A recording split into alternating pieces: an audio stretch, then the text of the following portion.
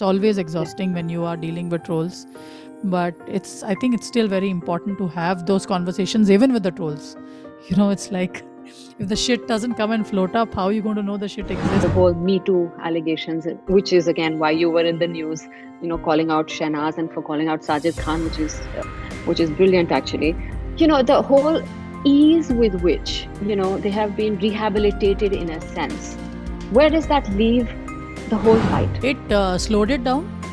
It took away a lot of opportunities and money, and it possibly made it more uphill than it needed to be. I read a lot, so I'm aware that change has never come easy, and it may not benefit me the most, but it will in the coming days. And when I sit down and watch that is the legacy I have made for myself, it will be well worth it. I'm working hard, 18-hour days every day, running a team. It's not basis sucking up to some music label owner or networking in parties. I mean, maybe that's part of the game, but that's not the game I have played. Jo tera mera pyar wala scene koi na, main bhi rotiyan pakane ki machine koi na.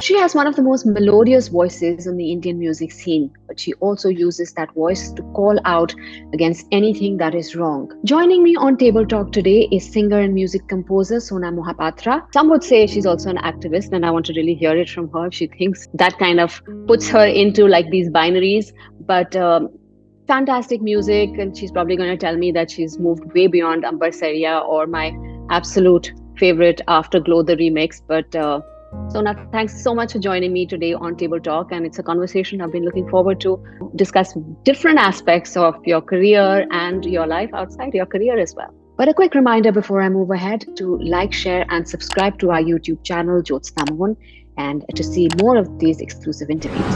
So Jyotsna, I heard you mention Ambar Saria, which is too much of a obvious. I put out hundreds of songs and songs. That's what I said. I'm very proud of those so-called marquee songs because they reached everyone. It's via film, but I take great pride in the music that I put out outside of films because it truly represents what I want to say as an artist. And also, I believe we should live in times where people discover music outside of the ones that are marketed the most. But that's just my pet peeve because the good news is, I think post-pandemic in particular, the music scene in India seems to have turned for the better, in the sense that one side of people are lamenting the death of great Bollywood music, but to me I see it as a great turn for music lovers, because here you get a chance to go and explore different genres, different voices, different artists who are putting out music that represent them, and a wider variety. And therefore hopefully we don't just live by those few film songs that are put out, that too in the context of promoting a film and in the context of the story of a film, and not something which is artistic or an expression for its own sake, music for music's sake. So I think we are in better times in that sense, and I feel proud that I have always had this independent spirit of, despite the gratitude, Ambar Saria or Bedardi Raja and all the songs that reach out so much better because they are in the context of a film. Or Mujhe Kya Bechega Rupaiya, which is not a film song, but I feel it represents me. But I think music for music's sake is what I've always championed for, I think, over a decade and a half, and that's happening right now. So happy to live in better times, but I would wish for more female voices and artists to be also getting the support and backing of, be it labels, be it films, be it producers, because those are too few and far in between. Yes, people will throw back a Shreya Ghoshal like legend and in her own generation, and there are those one or two exceptions, and but if you compare it to the hundreds of from the other side of the genders, this thing, you'd realize that our opportunities and our songs are so few in terms of the ones that get promoted or which get released in the mainstream, that our chances for discovery are that much lesser. Our opportunities to build a bigger brand or charge equal money to that of our male counterparts. All of those are, regular issues, I think, across domains and workspaces for women. But when it comes to the artist space, you would expect things to be a little better, because, I mean, women make for the more colorful, prettier side of things. I mean, at least here, why is it so difficult? I would ask, why is it such an uphill climb? Why are so few of us out there?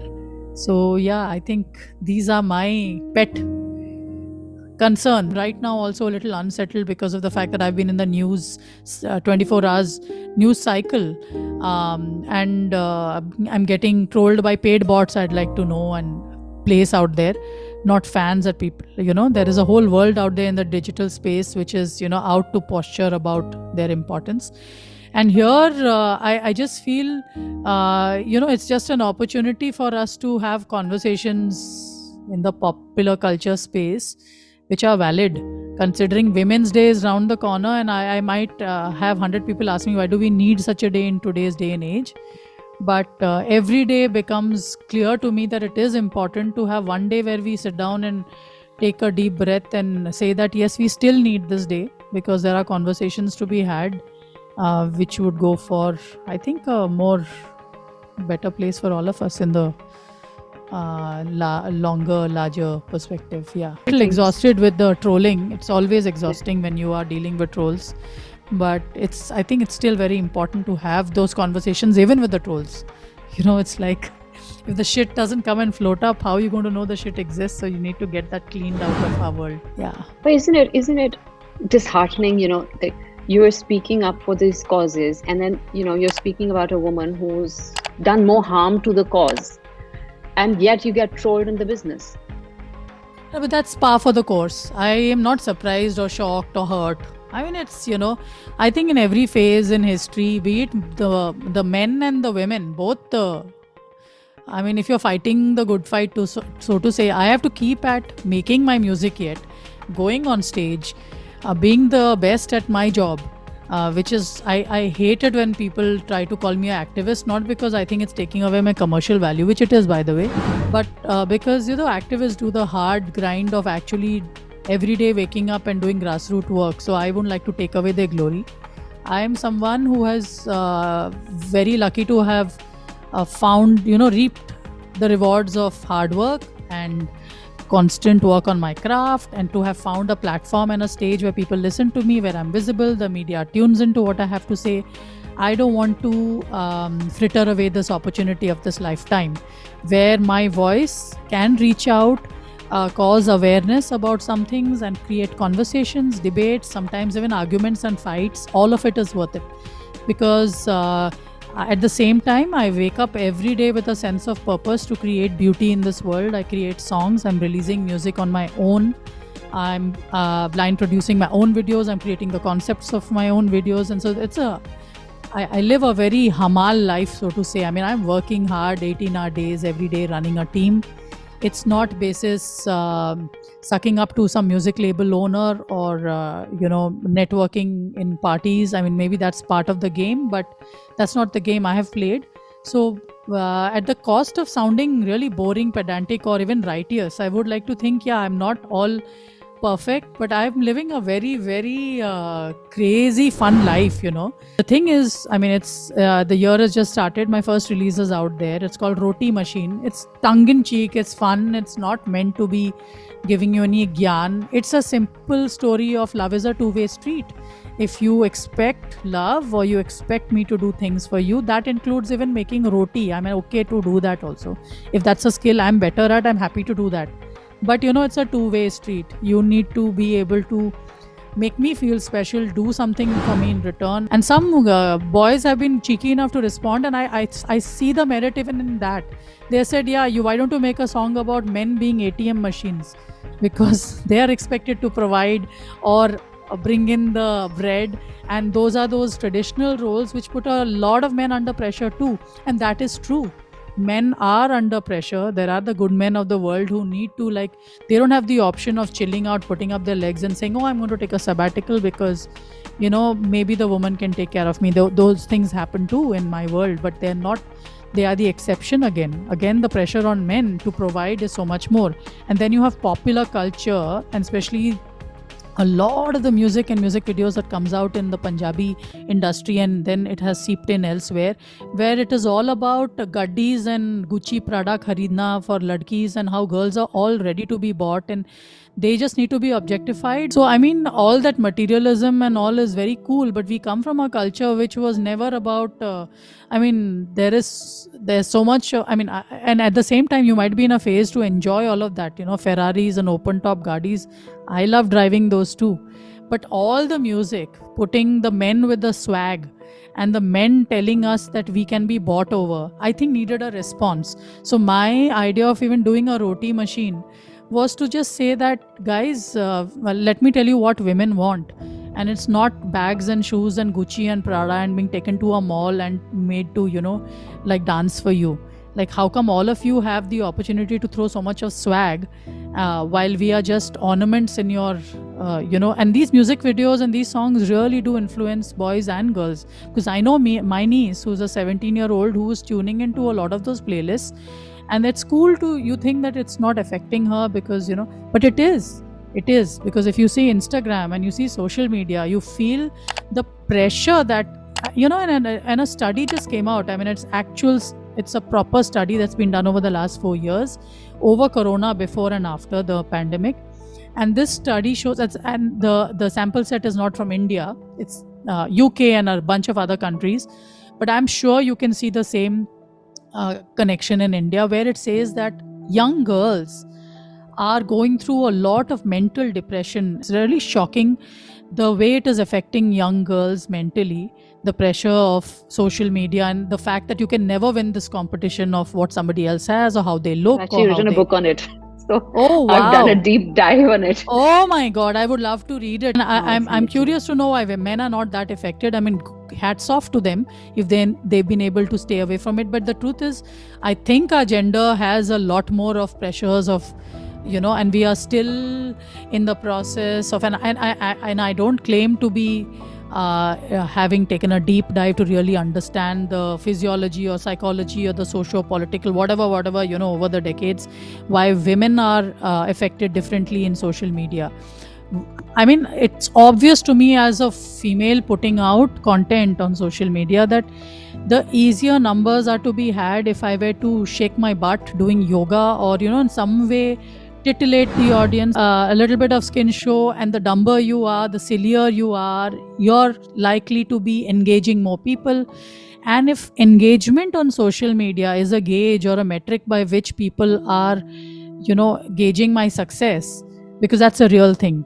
When I'm very often told about how I'm not young enough to think I'm cool, I'm not thin enough, I'm not getting enough engagement or comments on this thing. And I'm like, thank goodness for small mercies. I must have gone through some phases when I'm thinking maybe I'm not doing something right, I'm not being relevant enough as a pop artist. And then I come to this space of absolute certainty, where I feel I must be doing something right. I am a star in my own right. I need to maintain some elusivity. I don't need to be engaging, or some people shouldn't think I'm ready to talk to them just about for anything. You don't need to come into my bathroom. I don't need to entertain you for free every day. And that's not the gauge of how cool you think I am. Let me tell you, Jyotsna, I'm meeting a lot of young people, really young, smart people who are really good in their craft. They're using social media very smartly. They put out only what they want to. They are not caught up with the idea of checking and being on their phone 24/7. And some of them are just consciously off social media, So I think there's a bunch of things that are happening which teach me also. You speak about dumbing down, and you mentioned this earlier as well, right? I mean, the whole Bollywood connect with music. Is it very frustrating when the music just gets limited to coming from Bollywood? It's dumbed down in the way that it's made into a video, or the way it's presented, and it kind of loses the very essence that a musician has put into it. There was this whole discussion around Nacho Nacho winning the Oscars or the Golden Globes, one of them. And then there were these Puritans, and people are saying, this is one of the most trite pieces of work, and this had to go and get the Oscar or whatever, and we have so much better music. But I think they really missed the point. I really think the song, the picturization, everything comes together in context to make a point so beautiful that I think it really represents what is the best about art type of filmmaking and storytelling, when it comes down to Desi. And it's not even a Hindi film, it's actually a Telugu film, and which has cut all kinds of boundaries, and it's really cheesy in parts, but it's crazy. And I've personally, danced in the theater and whistled and enjoyed that experience of scandalizing everybody in South Bombay, because all those proper people were sitting there. And I was like, I am going to really enjoy this for what it is. It reminds me of those Purana Hindi films that I used to enjoy, Mard Tange Wala type. I remember being 6 or 7 when that song had really, all kinds of strange things, dogs and brown men are not allowed into this white man's land. It's telling things, but it's not so far from what our people did experience. There is a lot of I don't know, a lot of that angst which needs to come out in a certain, and it's done in the cheesiest way, but it works. There were even Rishikesh Mukherjee films with the most beautiful of semi-classical songs. There was a place for all kinds of music even in our storytelling and films. And it brought together world music, it got jazz into our country, it brought in I don't know, Latin sounds. It brought in all kinds of sounds, and it was a melting pot. I think as any other country goes, should be old enough. We are celebrating, I don't know how many years of independence. It's time to say that it's time to move on to the next level. Saying we are a 1 billion plus country, we need to be able to celebrate a music industry, musicians and artists, outside of them being subsets of the film industry. That is a very different role that music plays when selling a film or ornamenting a film. I am constantly excited about the future where, and it's happening, because my last show was 9th of February. 5 lakh people showed up for the concert.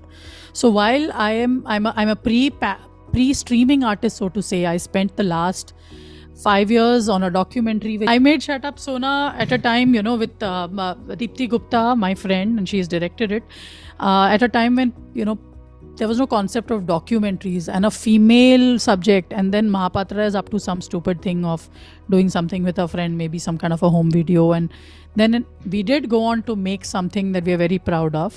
We managed to release it in a OTT platform. It's on Z5. It's on the Oculus VR platform, which is an augmented reality platform. And we won a national award, a lot of international festivals. And in a time where, honestly, there was no one backing us or funding it, it was a hustle every day. But it's truly the hustle of a sisterhood which saw that journey. And I, in a sense, lost half a decade, a very important year, when the world made a switch on how they were listening to music. So they're listening to music through streaming platforms, which is not something you have to nurture every wave. I wasn't there to nurture it. And now I find myself coming back to the pop music world or the independent music world, where I want to put out music on my basis, my own expression. And I'm learning the ropes from the bottom up. I'm finding it exciting, exhausting, and exhilarating, all at the same time. The music listeners on these platforms, even for my songs which have been placed there, they're all below 24 years of age. And there is a small chunk between 24 to 27. And anything above 27, in India at least, is probably caught up with forcing their kids to learn something, or struggling with their EMIs, or God knows what, that they are not tuning in or discovering new music as of now. Maybe it's the beginning of these platforms. So suddenly, as an artist who hopefully has reached a certain age where the kind of expression that I have, or the things that I want to talk about or sing about, or things that move me, are not necessarily young puppy love or dancing in a disco, or anything else that people are, or a relationship or a heartbreak of a certain kind. And here I think that, oh my God, my listeners are all below 24. How will I be relatable when I do a song like, a mature love song like Tum to aise na the, hum bhi the aise nahi, बातें करते तो हैं पहले के जैसे नहीं, ज्यादा मसरूफ हम हो गए, या के दिलचस्प कम हो गए. To beat a word like masroof, or talking about a relationship which is still there Beautiful but which though. has, kind of become a stalemate, and you're looking for that spark.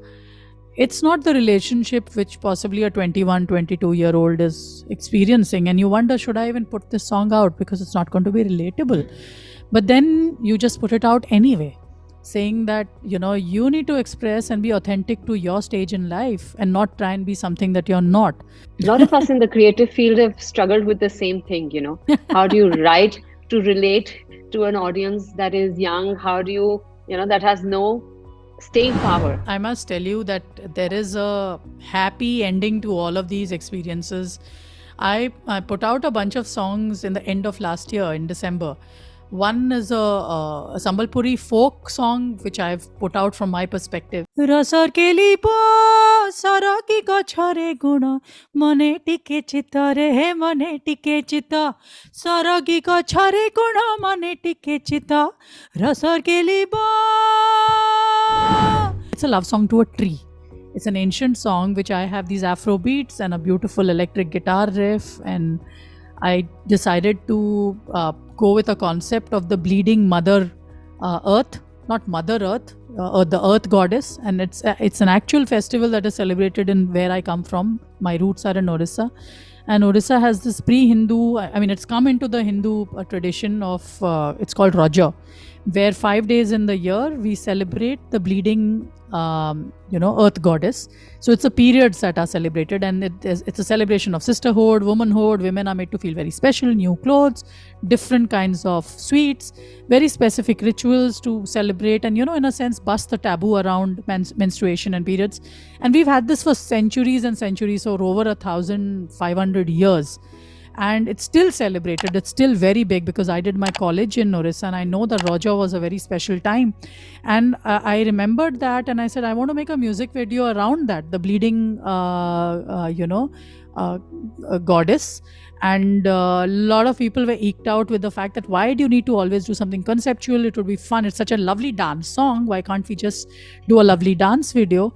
But somewhere the joy of being able to tell a story from your culture, also not be generic in saying that everything needs to be us dancing in a disco. And I somehow find it, I wish I could lighten up. It would make for more commercial sense. But I really think in the long run, being the way I am, again, so many eyes here and very immodest, so indulgent, hedonistic artist that I am.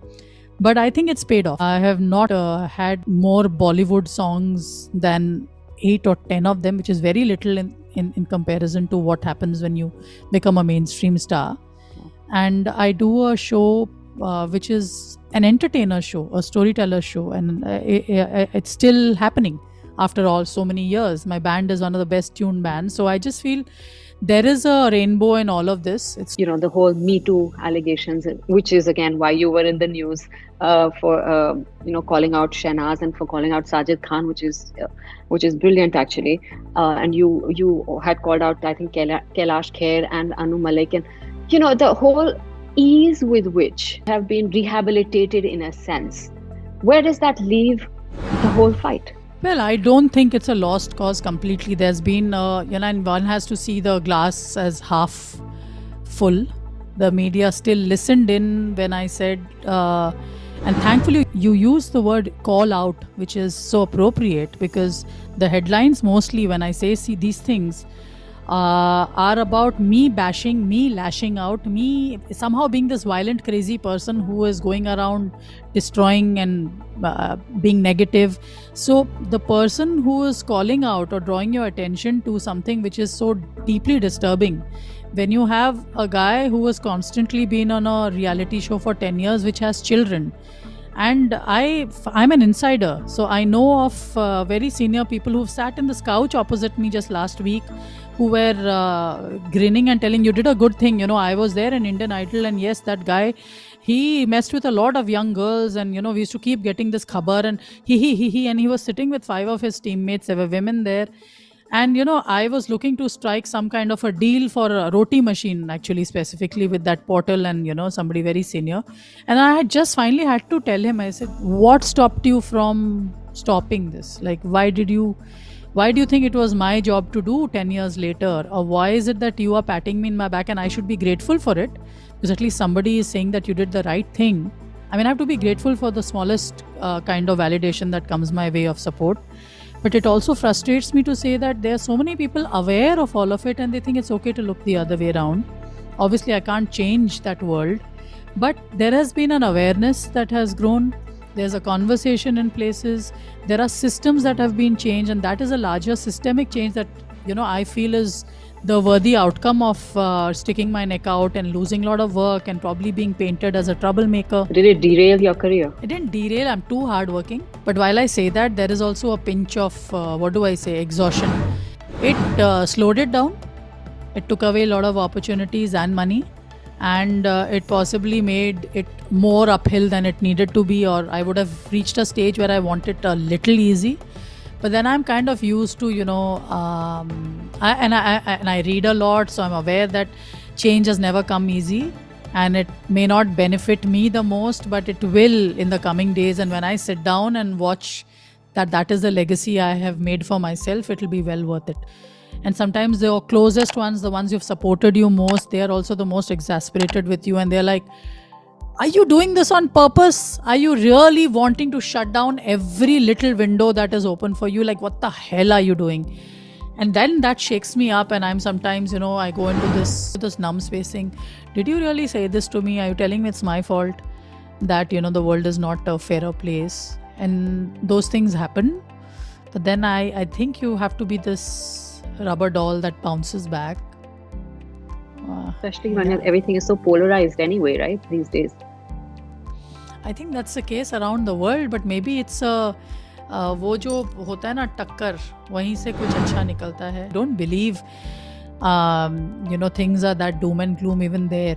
I really think there are a lot of good people doing a lot of great stuff. A lot of men, I see are really, in fact, I have found greater allies in men. I do have the empathy for a lot of women who probably are not in decision-making roles, or I feel that they have to in some way, navigate their own way through this patriarchal power systems. So I have seen a lot of women let me down in the last few years than men have in that sense. Men, I expect, will not be that empathetic towards what I'm up to mostly. But I've seen women who have just turned around, who have been in positions of significant, like they could in a sense be in my corner. But that doesn't go to say that I don't have empathy for them, or that someday I wouldn't want to meet them and say, why you could have, I feel I'm like a child. I'm always willing to sit and have a conversation, even with the worst of my enemies. I just think I have an opportunity to get a conversation going. Popular culture does affect mindsets. I was going to ask you to end this with a couple of lines, and something that's special for you. You already sang for me, but if you want to end it on a nice and cheerful note again. जो तेरा मेरा प्यार वाला scene कोई ना, मैं भी रोटियां पकाने की मशीन कोई ना. जो तेरा मेरा प्यार वाला सीन कोई ना, मैं भी रोटियां पकाने की मशीन कोई ना. मेरे दिल की गली में वही आना आना, मुझे पलकों पे चाहे जो बैठाना. मंजूर हो जिसे वही मुझसे मिले, बाकी प्यार के बजाय यहाँ बीन कोई ना. This is Roti Machine. I'm in awe of your voice and the ability to just pick and take off, really. And take off on all the right senses, not just their music, but in other aspects as well. It's fantastic, really it is. I think we need more and more women to speak, and I think unfortunately a lot of us get bogged down by pressure, by what is going on, the trolling on social media. A lot of us have to hear it from families, and kind of tend to disappear even though they would like to speak up. But whoever is speaking up and whoever is singing as beautifully as you, more power to you. Thank you so much. And I would like to end by saying that men are our allies too. It's not just for women to speak for women's cause. There's this, I don't know, I can't quote it exactly, but I remember reading this quote, which was very powerful. It was about how constantly women are under the pressure to keep stating that they can be as good as men, or they can do everything that a man does, and that is the pressure we feel. I can be as good as a man.